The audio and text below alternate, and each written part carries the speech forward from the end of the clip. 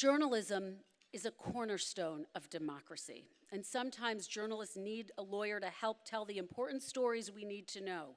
To share more about the crucial work of the Reporters Committee, please join me in welcoming Executive Director Bruce Brown.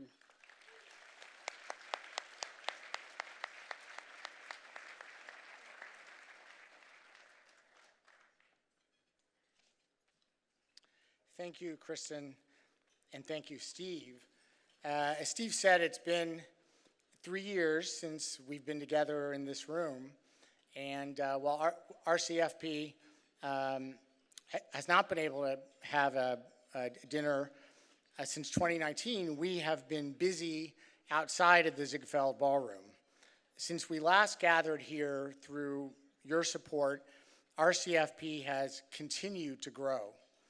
In addition to launching our local legal initiative in 2020 through a generous grant from Knight Foundation, we have, in the last 3 years, written or jointly authored more than 250 amicus briefs and protest letters, opened more than 200 new litigation matters, and continued work on dozens more.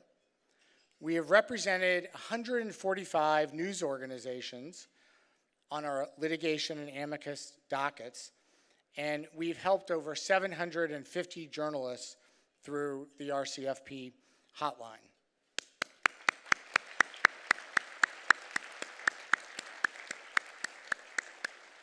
And as we haven't been able to be in this room, believe me, we have looked forward to this big class reunion of journalists and First Amendment lawyers.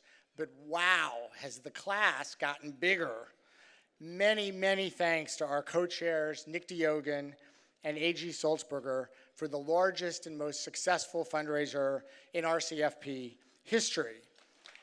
And while the editors of you out there would tell me not to repeat something that Steve just said, can I please repeat $1.7 million? Because that is a huge number for us, and we are so incredibly grateful for you and for investing in this mission. But what does the money buy? Beyond our litigation, our amicus, our local legal work, all of which you'll hear more about tonight when Katie Townsend speaks, your support simply means that RCFP is there when the fire alarm sounds. And we have had so many of these scrambles over the last 3 years. The early days of the pandemic with its access challenges, the coalitions we built to protect law enforcement, to press law enforcement when reporters were attacked during the protests of 2020. And of course, our work with the Justice Department, with newsroom partners here in this room, to better shield journalists from subpoenas and federal investigations. And just within the past few weeks, a weekend drill like no other in RCFP's history, working over the weekend, producing a brief for over 40 news organizations to protect the confidential sources of murdered Las Vegas reporter Jeff Herman.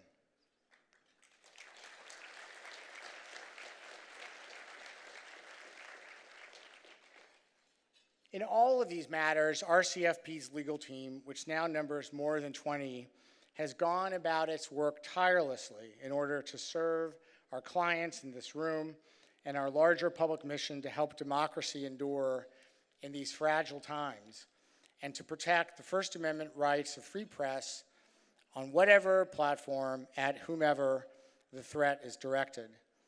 We'll hear from Nick DeYogan after the dinner, and thank you again, Nick, for everything that you are doing for the Reporters Committee. But now let me introduce A.G. Sulzberger, our other co-chair and the chairman of the New York Times Company and publisher of the New York Times.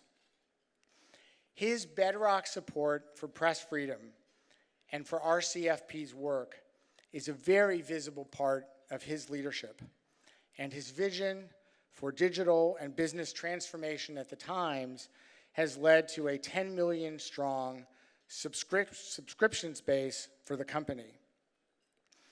And speaking of that strategy, and the many things that now draw us to the Times website.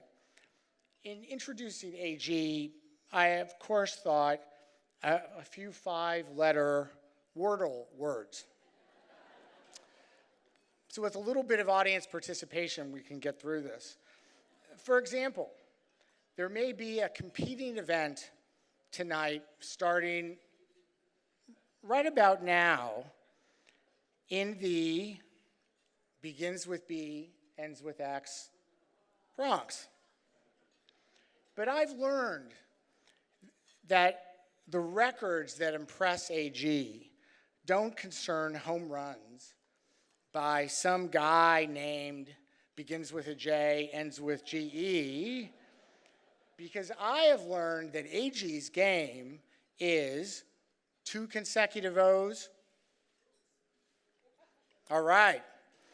And when he thinks of records, he knows that the ones that really count are those that, and this is the tough one, 3 vowels in the middle, begins with F, give me an apostrophe, the records that are FOIA'd. Exactly. We've got AG on FOIA.